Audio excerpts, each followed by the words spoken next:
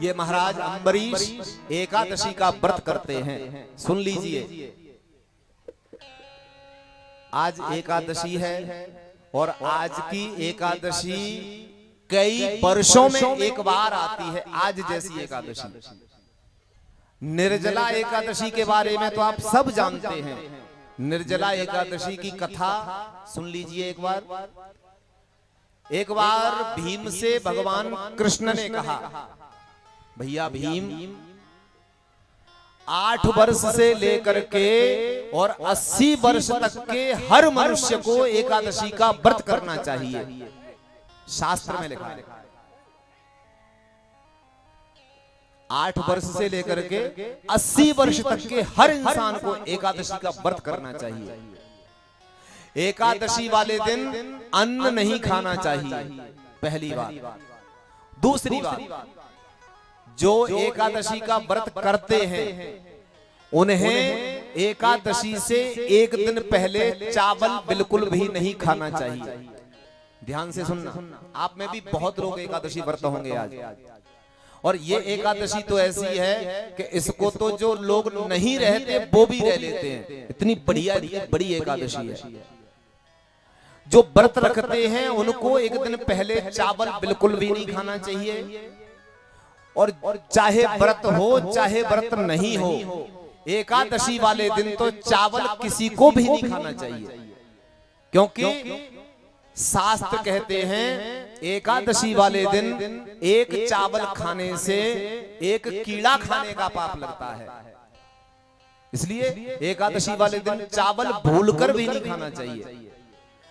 द्वादशी वाले दिन मतलब एकादशी के दूसरे दिन चावल जरूर खाना चाहिए, ऐसा विधान है। अब ये जो एकादशी है वो त्रिस्पर्शा एकादशी है। त्रिस्पर्शा एकादशी के बारे में आप पहली बार सुन रहे होंगे। त्रिस्पर्शा एकादशी कई प्रकार की होती है। एक तो एकादशी साधारण हर महीने में 2 बार आती है। उससे बढ़िया एकादशी है पक्ष वर्धनी एकादशी, जिस पक्ष में 16 दिन हो। कभी कभी पक्षों में 16 दिन होते हैं 15 की जगह। तो जिस पक्ष में 16 दिन हो, उस महीने की उस पक्ष की जो एकादशी होती है वो पक्ष वर्धनी एकादशी कही जाती है। और इस एकादशी का बहुत बढ़िया फल है, पक्ष वर्धनी एकादशी। और तीसरी होती है त्रिस्पर्शा एकादशी। त्रिस्पर्शा का मतलब होता है कि एक ही दिन में 3 तिथि आ जाती हैं, एकादशी, द्वादशी और त्रयोदशी। अब ध्यान से सुनिए। और एकादशियों का पारायण, पारायण का मतलब होता है व्रत को खोलना। हिंदी में व्रत खोलना कहते हैं और शुद्ध भाषा में उसे पारायण कहते हैं। तो और एकादशियों का पारायण तो द्वादशी तिथि में होना चाहिए।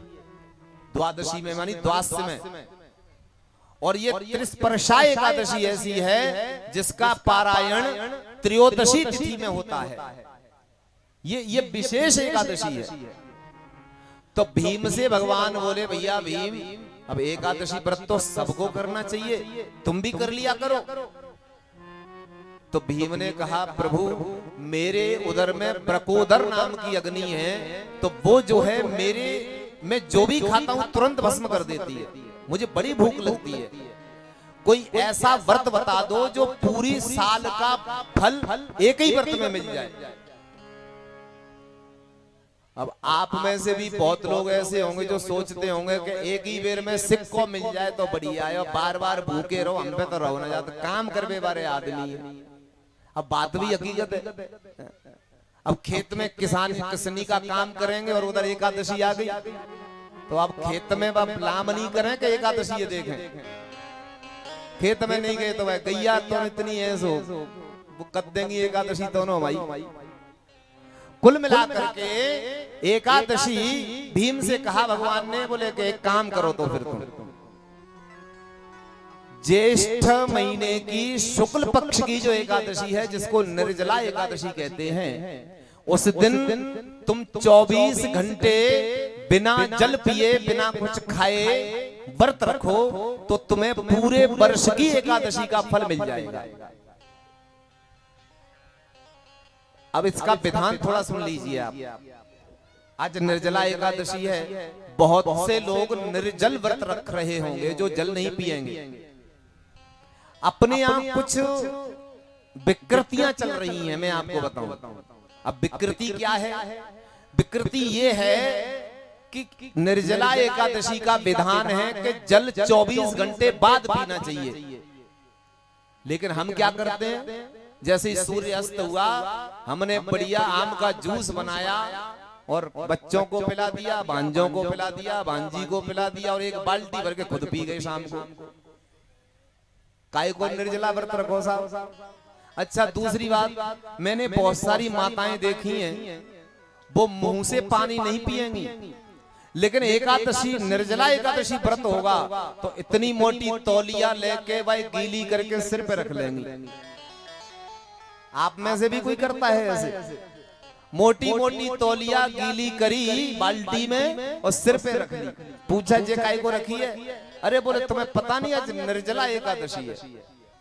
निर्जला एकादशी का मतलब यह है कि जल का और हमारा संपर्क नहीं होना चाहिए उस दिन।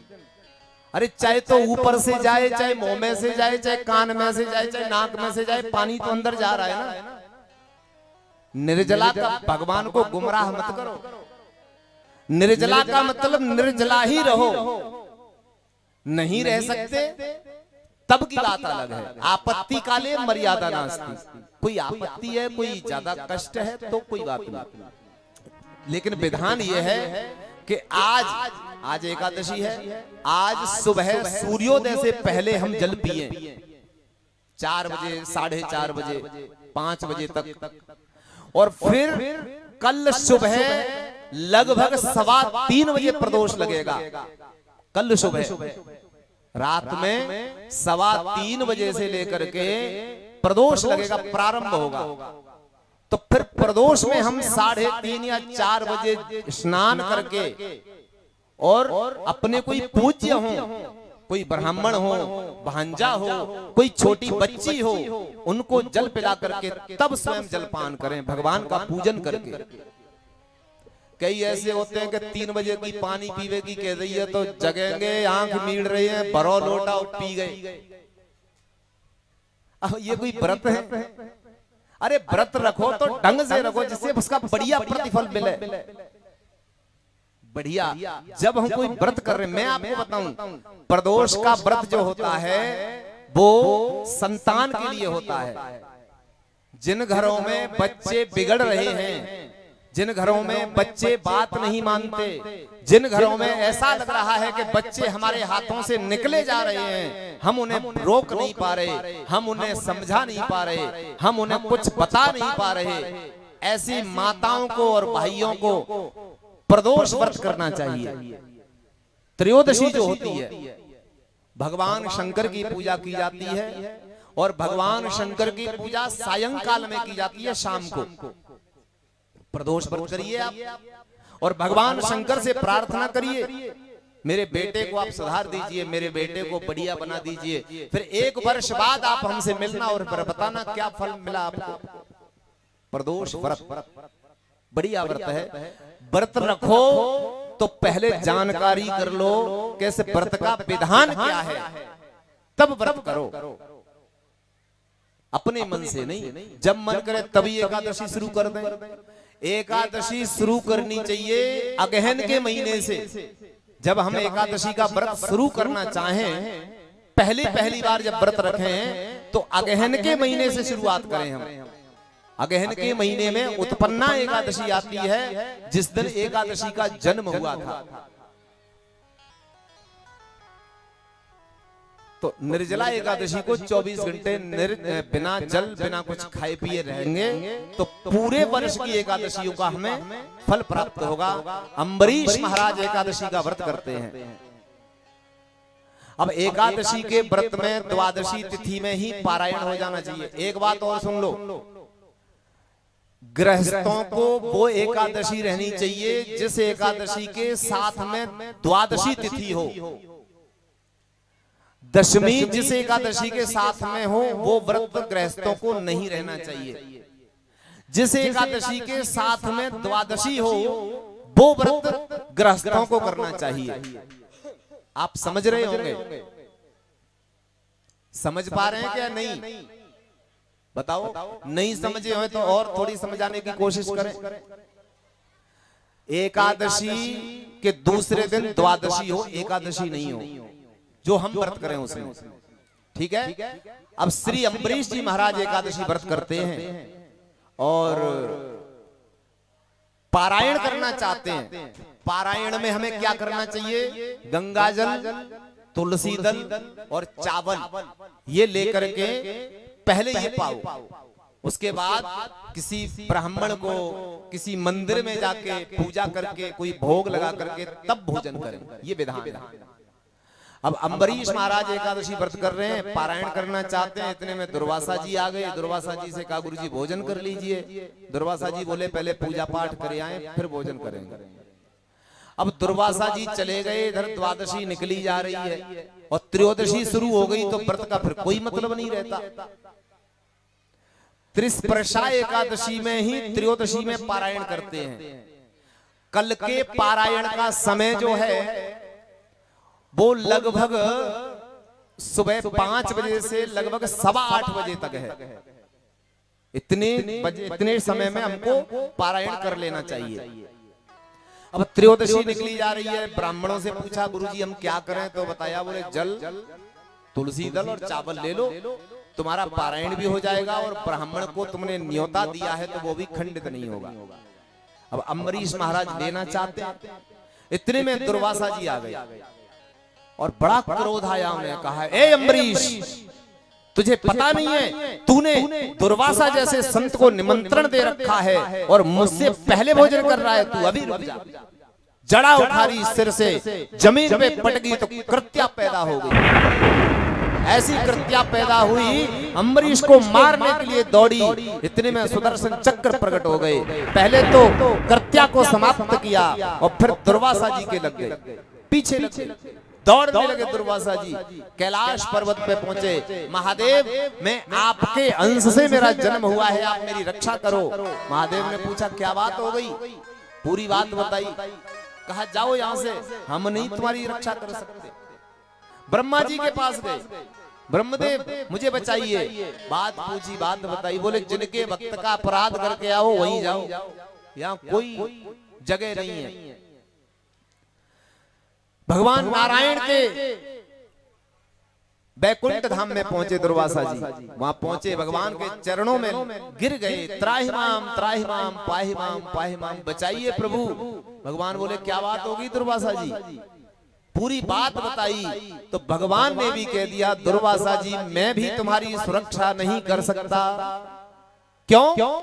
अरे मैंने तो सुना है, नारद जी कह रहे थे, परम स्वतंत्र न सिर पर कोई, भाव है मन है करहो तुम सोई।